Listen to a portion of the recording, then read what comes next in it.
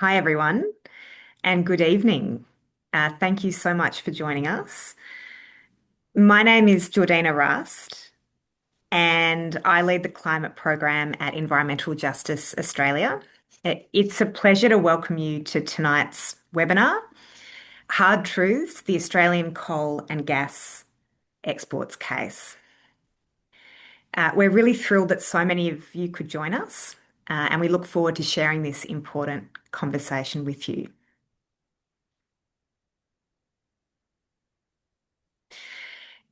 Before we begin, I'd like to acknowledge the traditional owners of the lands on which we're all joining from today, and the strength, courage, and persistence of First Nations communities from across these lands that we now call Australia. I'm calling in from Wurundjeri land today. So tonight is really about the 10 Australians from very different backgrounds whose lives have all been shaped by an experience of climate harm. They've experienced bushfires, floods, extreme heat, toxic algal blooms, and the impacts of climate change on First Nations country and culture.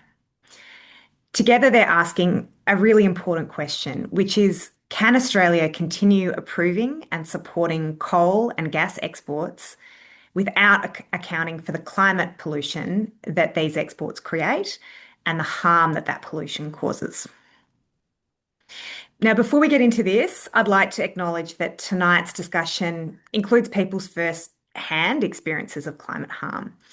We'll be talking about climate disasters and the loss and trauma that can accompany these events. So please take care of yourself while listening. And if at any point you need to step away, that's completely okay. This webinar is being recorded, so you can come back later on if you wish. Last week, I had the absolute privilege of standing alongside 8 of the Australians bringing the Hard Truths case in federal parliament as they launched the case. And this case is really at its heart all about the stories of 10 incredible Australians who have brought their claim to the United Nations Human Rights Committee. Their experiences really deserve to be heard, and it was really, really powerful to see them take those stories to the decision makers in Canberra. And we're really excited to show you a short clip of that Canberra moment now.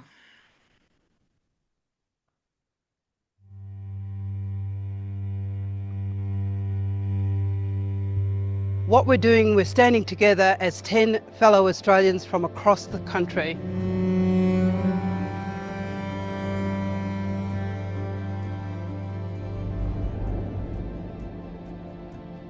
We're here in Parliament today supporting 10 incredible Australians to file a complaint with the United Nations Human Rights Committee. The complaint argues that the Australian government is failing to protect them from climate harms and climate pollution by continuing to say yes to coal and gas corporations.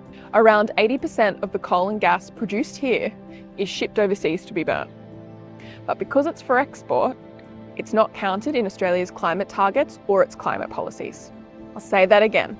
80% of Australia's climate pollution is simply not counted. My name is Professor Anne Polina. I'm a Nyigina, Warrawa and Walanguru traditional owner from the Kimberley. I have got guardianship over the Fitzroy River. In 2023, we had the largest flood ever in the history of Western Australia. Our community went underwater. The graves of our ancestors were covered in 1.5 metres of water. We have lost everything in that flood. It has taken 3 years for us to go back and start this flood recovery. I live with a severe autoinflammatory condition that becomes much worse during extreme heat. When I have a flare, it can feel like my skin is ripping and tearing. What I want people to understand is that climate change doesn't affect everyone equally. People living with disability, chronic illness, and poor quality housing are often hit first and hardest. But I also know how strong our communities are. We look after one another. I'm part of this case because I believe governments have a responsibility to do the same. My name is Barry Trail. I'm an environmental scientist and also a rural volunteer firefighter for over 10 years. Like all of us, I've seen massive increases in climate weather disasters. I've had friends and colleagues who've lost their houses to fire. Tragically, in 2009, on Black Saturday in Victoria, 2 friends of mine and their partners were killed in the Black Saturday fires, along with more than 170 Victorians on one day. We send overseas more than 4 times as much carbon, coal and gas as we burn here. But if it's burnt in Japan or elsewhere, it still kills Australians. We stand here today with 10 Australians from right across the country. They're from all walks of life. They're traditional owners, they're firefighters, they're teachers, they're nurses, they're grandparents, they're parents and they're young people. What has united them and brought them here today to Canberra is that they have all experienced terrifying impacts from Australia's coal and gas pollution. The 10 Australians we're standing here today with have brought is the first claim filed with an international body against a country for climate harm since last year's ruling of the International Court of Justice. The case brought to the UN Human Rights Committee highlights a glaring inconsistency in Australia's climate policy. We're taking steps to reduce domestic emissions, but we continue to expand and support fossil fuel exports that drive global warming. And when you burn fossil fuels anywhere in the world, Australians pay the price, with impacts to their health, to their safety, to their security. No matter where it's burned, Australia's coal and gas comes back to us in fires, floods, algal blooms and extreme heat. That's the hard truth that this case asks the Australian government to confront. These claimants are giving force and voice to their experiences that many Australians recognise and are raising important questions around responsibility and accountability of government. We are calling on the government. Stop saying yes to new coal and gas mines. Stop subsidising coal and gas companies and develop a phase-out plan for not only what we burn here, but what we're sending overseas. If we don't do that, it will simply get worse and worse and worse. So we are asking the government to be accountable, to have a duty to care for fellow citizens, to stop subsidising coal and gas and start to have a transition plan. And we want fellow Australians to stand with us in solidarity to stop climate chaos and climate uncertainty continuing to be out of control. Thank you.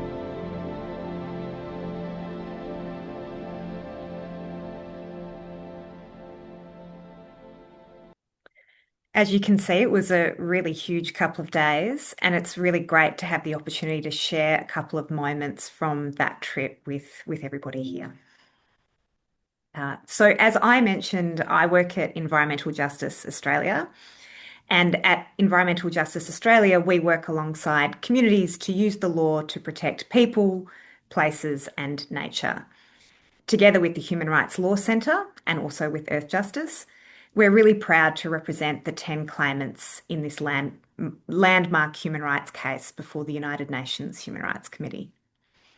Over the next hour, we'll explore why this case has been brought, why it is so internationally significant right now, and what it is asking the United Nations Human Rights Committee to do.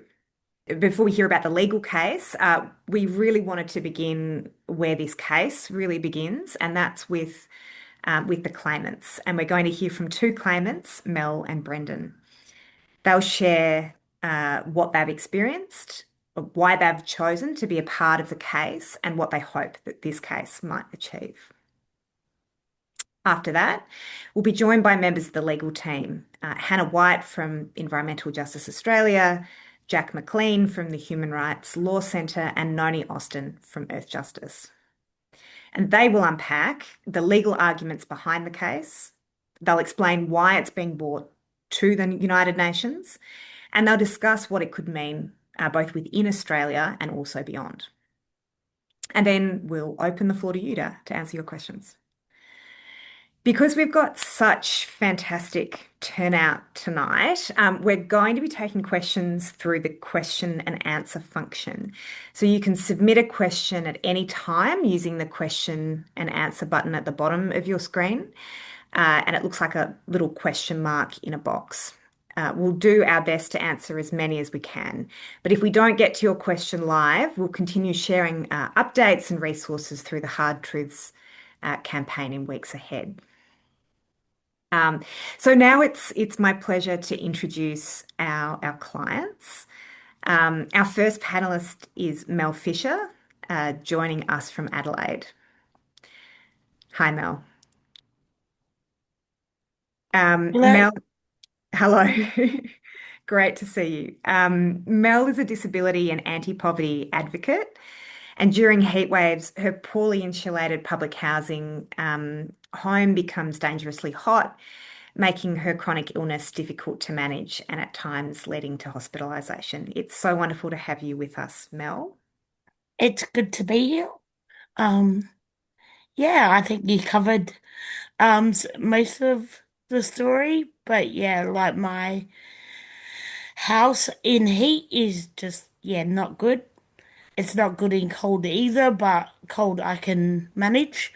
But yeah, in heat waves, my house gets between, well, last heat wave was in January, and my house got between 45 and 47 degrees inside. Yeah, yeah. Thanks, Mel. And I'll introduce Brendan as well. Brendan is Brendan Donoghue from Brisbane. Brendan is a disability advocate who is blind. And during the 2022 Brisbane floods, he was trapped alone in his apartment for 10 days after the lifts, the power, and the communications failed. There was no evacuation plan and no safe way out. Brendan, thanks so much for joining us this evening as well. Hello, yes, good to be with you. Wonderful to see you. I've had the privilege of working with these clients and the honour of standing alongside them at Parliament last week when we launched the Hard Truths case, and it's really lovely to see everybody again on this call. So I've got some questions for you, Mel and Brendan. Mel, you've said that climate change isn't something happening somewhere else or sometime in the future. It's already affecting your health and your daily life. What really made you decide to turn that lived experience into legal action? So basically, it wasn't just for me. I talk a lot about climate change and those in poverty, and how we don't have resources to protect ourselves. Um, so realizing that when I was affected really badly by the last heat wave, like I'm affected by heat anyway, but that last heat wave, I had fears of actually dying. Um, it didn't drop below 35 degrees on one of the nights, and yeah, I think that scared me to the point where I realized also it wasn't just me, it was my entire community that were at risk. So when I was approached about the legal action, that's why I agreed and yeah, decided to do it because we need to be protected and we need the government to be accountable. And last week, you stood alongside some of the other claimants in Canberra as the case was launched. What was that experience like for you?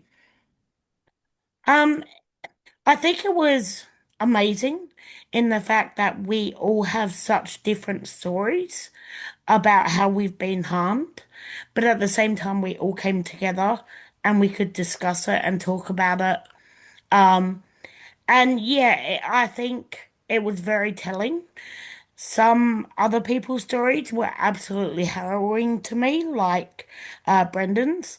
Um, because I also do some disability advocacy, but hearing his story, yeah, I was just like, this is Australia, like, how can we let this happen? So yeah, it was very telling that there's so many different people with so many different experiences. That's probably a good segue to this question for Brendan, which is Brendan, your experience during the Brisbane floods really highlights how climate disasters can affect people with disabilities in really different ways. What made you decide that sharing your experience publicly was important? I think for me, thanks for the question. I think for me, the notion that this could be happening to others, and this does happen to others, and that I have seen it happen to others, and that others do not have the ability to speak out and speak up for themselves, and they do not have the, I guess, the supports and the services surrounding them to speak up. I think that was one of the main reasons for me why I brought this forward and decided to share my experience into the light, because I believe that no person with disability should be left behind, and Australia has a duty to protect its citizens. Thank you. And if this case is successful, what changes, Brendan, do you hope it will help bring about for people living with disabilities and for Australians more broadly? I really hope that if this case is successful, that people with disability will be listened to more and will be listened to with the experience, the knowledge, and the effects on them that these sorts of things happen to them, have on them, because I think at the moment we're not truly being listened to, and therefore we're falling through the cracks. And I think disaster planning and awareness needs to be mandatory for anyone living in community, social, and supportive housing. And at the moment, it is not even considered. And still today, it has not been considered, even after me bringing my story to light. Thank you. Now, this is a question for both or for one of you, Mel and Brendan. This case has brought together 10 people from very different backgrounds and different parts of Australia. Did any of you want to share something that you've learnt or been inspired by from getting to know each other? I think for me, it's really shone a light home to me that even though we are so different, our experiences are so similar, and that governments still are not meeting their obligations in supporting their citizens, and the governments, and in particularly the Albanese government, needs to start taking these matters seriously and start taking on board the lived experience that people are spending the time, energy, and effort bringing to them. Mel, did you want to add anything to that? I would agree with Brendan, and I think a lot of the things overlap. And it's with climate, but it overlaps too with poverty and disability, often interact and overlap. So yeah, I think it's basically, well, I really, really hope that with so many different stories that the government has to listen and actually, yeah, do something and make Australia safer for everyone by, being accountable and doing things to prevent any more damage that and harm that's being caused. Thanks, Mel. I'd love to finish this panel on an uplifting note. What's one thing that gives you hope as you look into the future, whether or not it's this case, in your community, or in the climate movement more generally? For me, it's seeing young people. Like, uh, I believe it was a group of young people that actually opened the doors for this case. And so, yeah, young people who, are fighting against climate change and they're having a real impact. So I think they give me a lot of hope that the kids are all right. For me, we live in the lucky country, and I think that we do have the resources. We can take this challenge, and we can actually move forward. But we need the will, and we need the political will to be able to move this forward. Because unless we have political will, unfortunately, we're not going to get anywhere. And until our governments at all levels stand up and start taking accountability for their actions, then unfortunately, it's not going to change. Thanks so much, Brendan, and thanks so much, Mel, as well, for sharing your thoughts and for also sharing your stories with us and with this group. Thank you. Thank you. We've heard directly from some of the people bringing this case, and now I'd like to introduce the legal teams that have been representing them. This case has been almost a year in the making, bringing together three organisations that I think have really complementary expertise. Environmental Justice Australia, we're a public interest legal organisation that uses the law to protect people, nature and climate. The Human Rights Law Centre is an organisation that works to advance and protect human rights in Australia. And Earthjustice is a US-based environmental law organisation with really deep experience and expertise in international environmental and human rights law. Together, these three organisations have worked alongside the claimants to bring this landmark case before the United Nations Human Rights Committee. And my first question is for my colleague, Hannah White, who's a senior lawyer in the climate team at Environmental Justice Australia. Hi, Hannah. Hi, everybody. It's great to be here tonight. Now, Hannah, you've described this as a landmark case. What makes the hard truths case so legally significant? I think there are a few reasons, well, there are a few reasons why the hard truth case is so significant. First, it's the first international legal claim brought against the Australian government over the climate harm linked to Australia's coal and gas exports. And for some context, Australia is one of the world's largest exporters of coal and gas. Yet, because most of our coal and gas is sent overseas to be burnt, the climate pollution it creates sits outside Australia's climate policies and its targets. And this case says that that doesn't change Australia's responsibility for the harm that that pollution causes. The second reason why I think it's so significant is that it's the first international claim filed against a country for the climate harm they create since the International Court of Justice's advisory opinion clarified last year that governments have legal obligations under international law to do everything possible to prevent climate damage. So this case focuses on Australia's legal duty to fulfil those obligations and protect people from climate harm. And finally, and I think this is one of the reasons why this case is so significant and this really goes to the heart of the case, and that is that it brings 10 people from right across the country, each with very different experiences of climate harm, from bushfires, floods, extreme heat, algal blooms, and impacts on First Nations country and culture.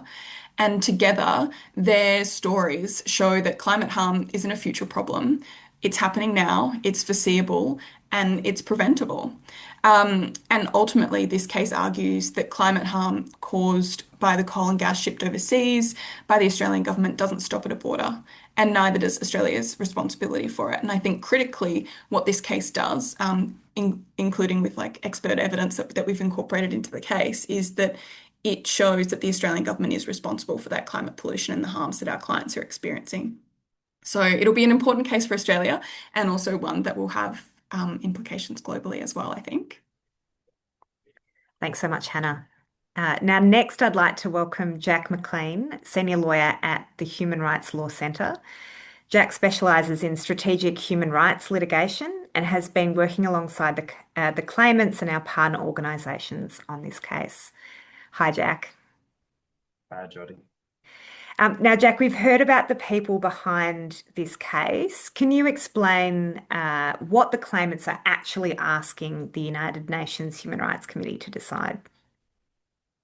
Absolutely. So, for those who don't know, the UN Human Rights Committee is the body of experts within the UN that adjudicates claims made against countries for violations of human rights law that's contained in international treaties. So, the Australian government has signed up to international human rights treaties. Those treaties protect the human rights of people around the world, but specifically for our purposes of Australians and people who live here.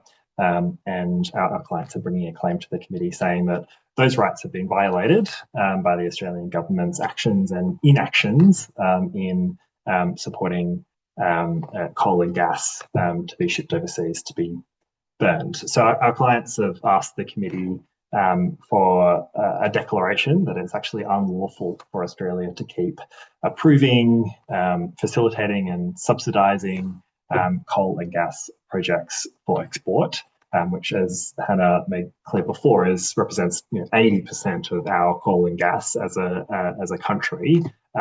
Fits within that parcel of exports. So to declare it's unlawful for the Australian government to continue to facilitate that without a plan to keep people safe from the dangerous climate impacts that result from the burning of that coal and gas overseas. And so they're asking the committee to recommend that the Australian government review its climate pollution decisions, including in relation to the coal and gas that we send overseas, to ensure that those decisions are consistent with its legal obligations, which were outlined by the International Court of Justice last year to limit catastrophic global warming to 1.5 degrees and to protect Australians from those impacts.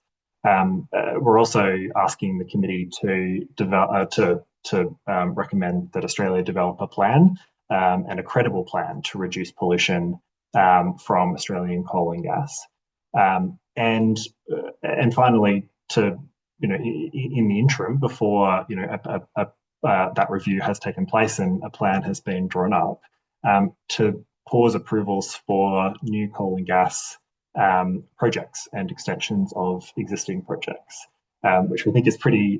It's a pretty basic ask, really. Assess the correlation of serious damage that's being caused, and until you do that, and until you make sure that your actions are in line with international law, stop making the problem worse, because we know that each new mine, each ton of coal, each shipment of gas is contributing to worse and worse bushfires, worse floods, more extreme heat, algal blooms, and sea level rise right across the country. Thanks so much, Jack. And I was wondering if you could also talk to us about why this case has been brought before the Human Rights Committee rather than before an Australian court. Absolutely. So, as many people who joined today will know, unfortunately, Australia lacks much of a domestic human rights regime at all. There are 3 jurisdictions, states and territories that have human rights acts and charters, but there is no fundamental piece of human rights legislation at the federal level that guarantees that government action is restricted to the extent that it can't violate the rights to life, the rights to privacy, family and home life, and the rights of culture, among many other rights that are protected by similar instruments in other countries. And so that means, our clients and Australians more generally really are restricted in the kinds of claims that they can bring in Australian courts in relation to rights violations, and that's really unfortunate. And us at the Human Rights Law Centre, with literally hundreds of partner organisations across the country, are pushing for the introduction of a federal Human Rights Act that can protect the rights that our clients are claiming have been violated here. But until that happens, the rights, the human rights that are protected in international law, and the claims that are brought need to be brought in the bodies that adjudicate claims under those international treaties, and in this case, it's the Human Rights Committee. Thanks so much, Jack. Finally, I'd like to introduce Noni Austin, speaking for Earthjustice. Noni is an Australian and a US lawyer with extensive experience in international environmental law. And Earthjustice has brought really invaluable expertise in that space, in international human rights litigation, to this case. So welcome, Noni. Thank you. It's great to be here. Noni, I was wondering if you could walk us through what happens from here. How does a case like this move through the United Nations system, and what could success look like? Yeah, thank you, Geordie. So we have now provided the United Nations Human Rights Committee with the detailed legal claim, with statements from all 10 of the claimants as well, and several detailed expert reports that support the claim. The committee will provide the Australian government now with an opportunity to submit a response. And then along the way, there's also the opportunity for what's called amicus, also known as friends of the court, and they're experts in the relevant areas of law. So there'll be opportunities for them to make submissions as well, if any amicus wish to do so. We've also requested that the committee allow us to make oral comments as well, in particular to hear directly and firsthand from the claimants. Now, after this process, the committee will adopt what's called views, and that's essentially its judgment in the matter. But like many court processes, the process can take several years, and our best estimate at the moment is that the matter may take 3 to 4 years to proceed through the system to completion. And to your second question, what does success look like? Ideally, we'd like the committee to make the recommendations that the claimants have asked for, which Jack just summarised a few minutes ago, and we'd like the Australian government to act on those recommendations. However, although Australia has accepted the jurisdiction of the committee, the committee's decision isn't actually directly enforceable in Australia. So it's distinct from a domestic court judgment, which is enforceable. But that said, a decision of the UN Human Rights Committee, it carries a lot of weight. It carries moral weight, reputational weight, diplomatic weight, and international legal weight as well. And governments are expected by the international community to act on the recommendations of the Human Rights Committee. Importantly as well is that international decisions can also impact the development of domestic Australian law, and they might be referred to in domestic cases as well and helped to develop Australian domestic law. But no matter the eventual outcome of all of this, the claimants have shined a spotlight on the fact that the Australian government is failing this international legal duty that it has to act on the climate crisis. And it's doing this by allowing these unchecked exports of coal and gas. Thanks so much, Noni. So that's basically how the legal process works. And before we move on to audience questions, I'd love to ask you all one final question. Many people watching tonight probably care very deeply about climate change, but might be wondering what difference one legal case can make. What would you say to them? I'm happy to have a go at answering that question. Look, sometimes it can really be hard to see in the moment what difference one case can make. Sometimes it's not until a couple of years later that you see that case was one in the chain of a domino. But I think what's special about the Hard Truths case is that it's a case about people, it's a case about lived experience. And I think climate cases like these, where they're led by lived experience, are ones that can ultimately become really powerful tools, not only in the legal sphere, but also in the international, global, political, diplomatic sphere, or I guess all of the spheres, because it's a way to turn the tide on climate accountability. It takes it out of the numbers, 1.5 degrees to avoid catastrophic climate warming, IPCC reports, which are all very important. But having climate cases led by lived experience, I think, do make a really big difference. And yeah, I'm really proud to be part of this legal team representing the 10 Australians in the Hard Truths case. And I do think it'll make a difference. And yeah, really excited to see where it goes. Thanks, Hannah. Did anyone else want to answer that question? I can add one comment to that, which is, this case is part of a suite of cases occurring in Australia and around the world, regionally, internationally, across the globe. And as Hannah said, it can be hard when you're in the moment to always see exactly the importance or how a case may change things going forward. But our case builds on the work of the International Court of Justice and the students from the Pacific who convinced Vanuatu to push for a motion to get the International Court of Justice to take on the climate change matter and issue its advisory opinion last year. And we hope that this work, which is building on that case, will also provide a basis for future cases to build on and continue developing this work in Australia and around the world, and lay the groundwork for future cases as people in Australia, like our claimants, are fighting to protect their lives, their homes, and their families and culture. Thanks so much, Noni.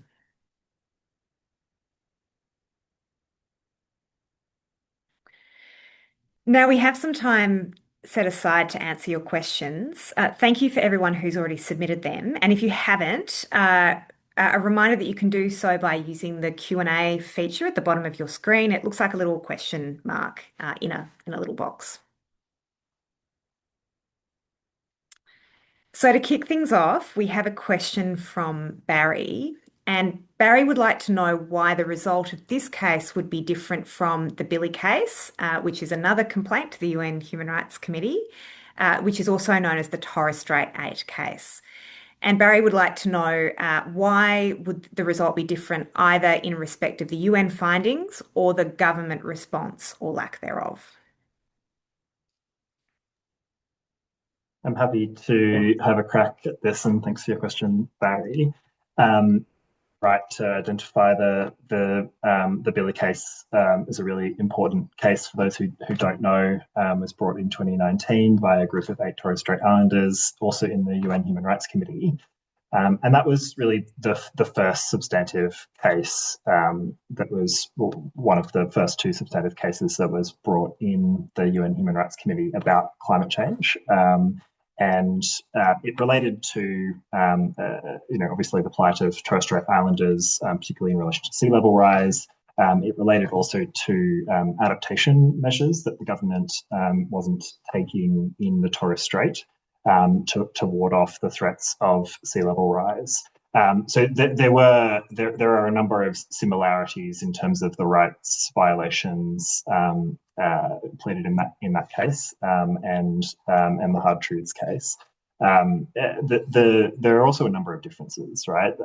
One of the key differences is that our client's case comes firstly after the Billy judgment, which was really foundational in establishing that climate change impacts can result in violations to the rights of First Nations people to access and practice culture, and of people to privacy, family, and home life. The committee in that judgment really focused quite a lot on the adaptation measures. That was a really important part of that case, and that dealt with things like building seawalls in the Torres Strait, for example. Our client's case here really deals exclusively with mitigation, so exclusively with coal and gas, and exclusively with exports rather than domestic emissions. And there's a lot of reasons for that. We can go down different rabbit holes, but exports has really been this thing that's in the Australian context, as we were saying earlier. It's such a large portion of Australia's overall global kind of carbon footprint is our exports. It outpaces our domestic emissions by 2 or 3 times, right? And no one's really brought a case about exports before, and so this hard truths case really breaks new ground in that way. And it's also been brought after the International Court of Justice advisory opinion last year, which really meaningfully changed and clarified the nature of international legal obligations for states in relation to climate change. And so we think that there are, in light of the committee's findings in Billy in favour of the Torres Strait 8 claimants in that case, and in light of the ICJ's unanimous advisory opinion of last year, there is more room for the committee to expand its findings in this case, both in relation to mitigation and specifically in relation to things like the right to life, which were unfortunately not successful in the Billy case, but are claimed in this case. Thanks, Jack. This is probably a great follow-up question from that answer, but I'll open it to the panel if anyone wants to jump in. We've got a question from Christine, which is the Paris Agreement of 2015 enables the government of each country to be responsible only for the emissions they generate within their borders. How can the judges in this court case, being the International Court of Justice's advisory opinion, how can those judges overrule that international agreement, the Paris Agreement? Do you want me to take? I'm happy to answer this in part. Thanks so much for the question, Christine.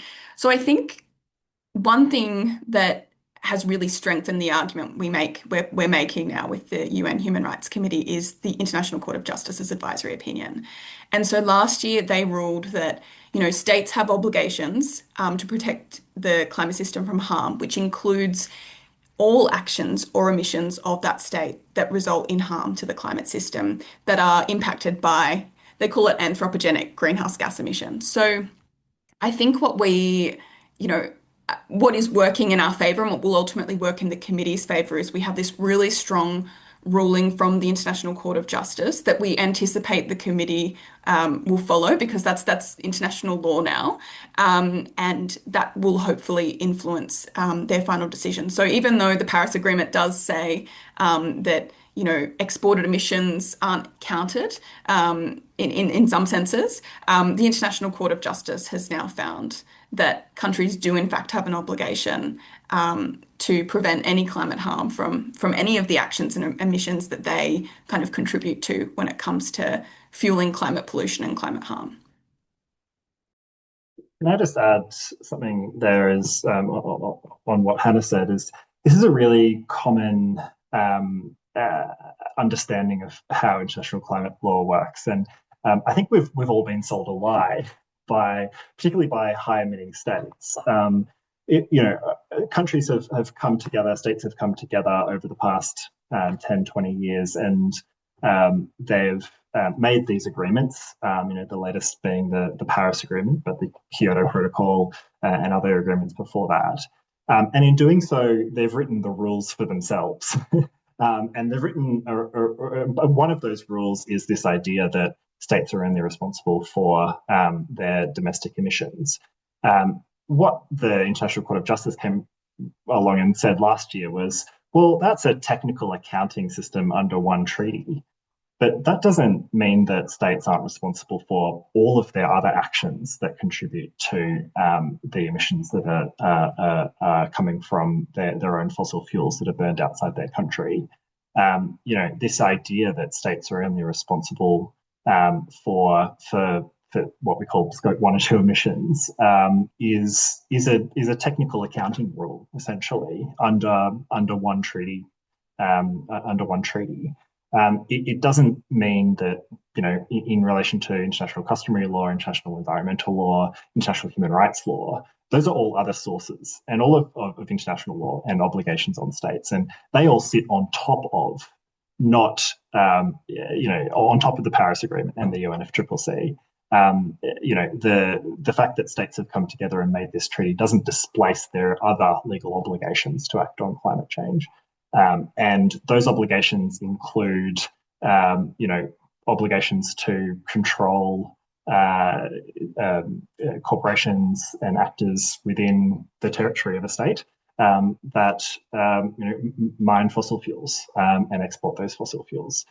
So I think what the ICJ did last year is really allow us to step out of this fiction that's been sold to us that the UNFCCC accounting rules are the be all and end all for state responsibilities for climate change and for fossil fuels. It's just not the case, and this is one of the cases that looks to demonstrate that through a set of specific facts, 10 specific people and their experiences. And those are the arguments that we'll look to put before the committee, and we hope the committee endorses that view, which they should, because the ICJ has already laid the groundwork. Thanks so much, Hannah and Jack. And yes, such an important decision from the International Court of Justice last year that really sort of resoundingly rejected this idea that the responsibility of states ends at your borders. We have another question here, and Mel and Brendan, feel free to jump in on this one as well.